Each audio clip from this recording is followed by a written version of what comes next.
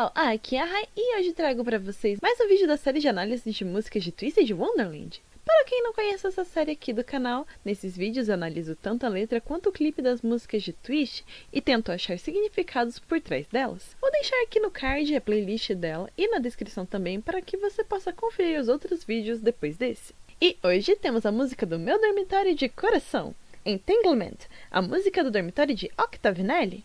Antes de começarmos, preciso avisar que a tradução do japonês para o inglês que irei usar para traduzir para o português é do canal do YouTube Ataiki Mimochi, e irei deixar aqui na descrição o link do vídeo para quem quiser conferir. E eu também recomendo a vocês ouvirem a música antes de verem o vídeo, tanto porque ela é muito boa e o vocal de todos os dubladores estão incríveis nessa música, e também para que vocês possam entender melhor o vídeo. Além que eu aviso desde já que esse vídeo aqui contém spoilers do livro 3, O Mercador das Profundezas. E agora, sem mais delongas, vamos começar a análise da música de hoje.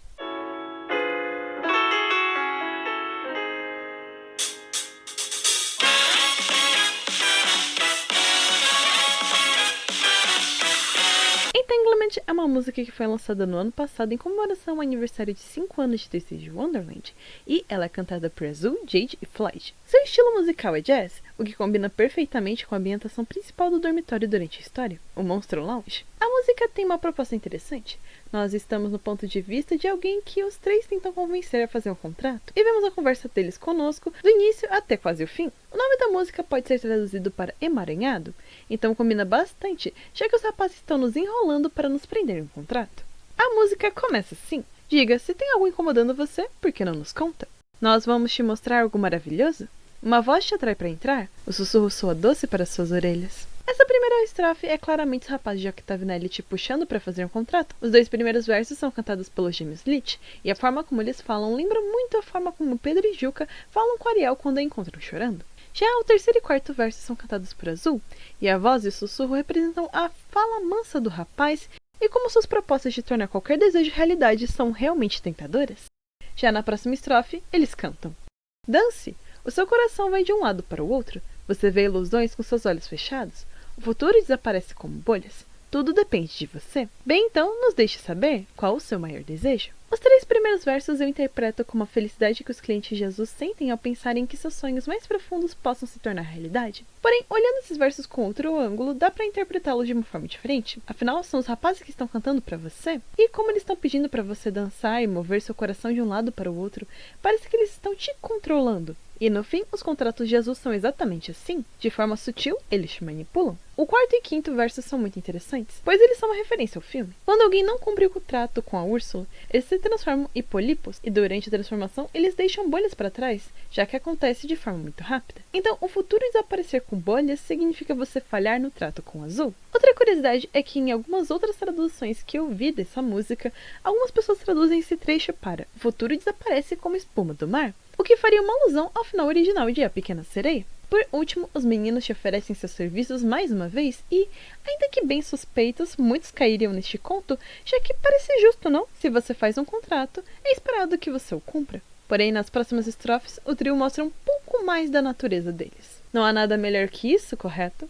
Se afogar em desejos manchados pela gula? Essas palavras latentes, nós deveríamos as espremer de você? Essa estrofe toda é os rapazes tentando te convencer a assinar com eles. Os dois primeiros versos de modos mais persuasivos e cantados por Azul e Jade, enquanto o último, que é mais agressivo, é cantado por Floyd, e ele até mesmo cita a sua famosa ameaça de espremer as pessoas. Essa estrofe, ela ilustra de forma simples, mas ainda assim precisa da dinâmica dos três no grupo. Mas antes de irmos para a próxima parte, eu gostaria de dar uma atenção a mais para o segundo verso, pois por mais que a intenção da música seja parecer que os rapazes estão tentando nos convencer a assinar um contrato, essa fala também se relaciona muito com Azul. Afinal, gula, além de significar o vício em comer, também significa um desejo avassalador ou ardente, e realmente os desejos de Ashingroto são manchados pelo desejo de se tornar melhor ou maior que as pessoas que fizeram bullying com ele. E é por conta desse desejo que está o levando longe demais que ele sofrerá um overblot. Na próxima estrofe, eles cantam: mas não esqueça, há um preço a se pagar. Essa regra deveria ser óbvia, é claro.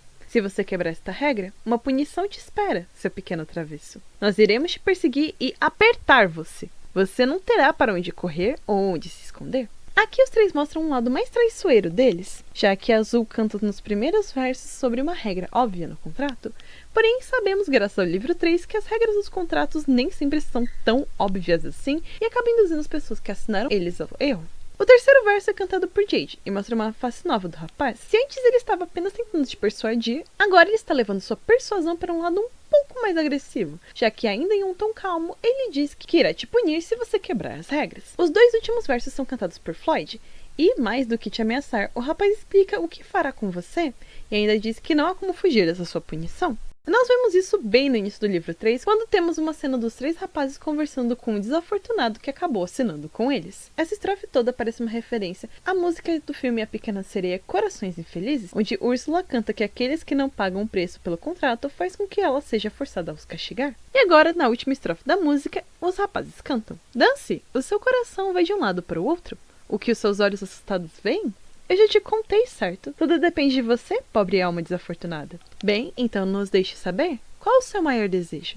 Você decide como a história termina. Se na última vez que esse refrão apareceu você estava animado e até cogitando assinar o contrato, agora você está claramente com medo depois de descobrir um pouco mais da natureza dos tratos que a Xingroto oferece. No terceiro verso temos uma referência a Corações Infelizes, já que eles se chamam de Pobre Alma Desafortunada, e esse é o nome original dessa música, Poor Unfortunate Souls. Por último, os rapazes te pedem de novo para os contar o seu maior desejo, e a decisão será totalmente sua. Você pode continuar vivendo sua vida sem ter facilmente o seu maior desejo, ou você pode facilitar tudo com um contrato que pode muito bem estragar sua vida depois. E como eles mesmos cantaram, o final dessa história que escolhe você. Essa letra representa muito bem a Octavinelli, principalmente o Octatrio, e até mesmo é um bom resumo de como é o modus operandi deles em questão aos contratos. Mas antes de analisarmos o MV em si, eu gostaria de lembrar a vocês que o canal possui um clube de membros. No clube de membros do canal, você paga uma pequena quantia todo mês para receber conteúdos exclusivos, incluindo vídeos, posts e muito mais. Então clique na descrição caso você queira conhecer um pouco mais do clube de membros e apoiar mais ainda o canal. Agora, analisando o clipe, como sempre temos diversas referências, e uma coisa legal de notar é que a elegância da música também está presente nas imagens do clipe. Várias vezes vemos os rapazes aparecendo em uma espécie de parede com papel de parede cinza com tons de dourado, lilás e roxo, e que contém diversos desenhos que lembram o mar, como conchas, bolhas, tentáculos e silhuetas de enguia. E faz muito sentido eles terem esse tipo de cenário aparecendo no clipe, já que os meninos estão negociando com você na música, então eles precisam ser sofisticados. E também é bem normal durante o clipe vermos bolhas subindo, o que representa que estamos no fundo do mar. E outra coisa que reforça isso é os vários pequenos vídeos realistas que aparecem no meio do clipe, mostrando água e animais marinhos. Além disso, temos diversas referências a cenas, objetos e momentos de A Pequena Sereia. A música abre com o colar de conchas da Úrsula, que no filme guarda a voz da Ariel, a garantia do contrato delas, após elas fecharem o acordo. Nós também vemos a própria Úrsula na sua forma de estátua de NRC nesse início para reafirmar de quem o dormitório é baseado. E também vemos tanto o Azul quanto depois os Gêmeos rodeados por correntes de água brilhantes, que vai de azul claro para verde.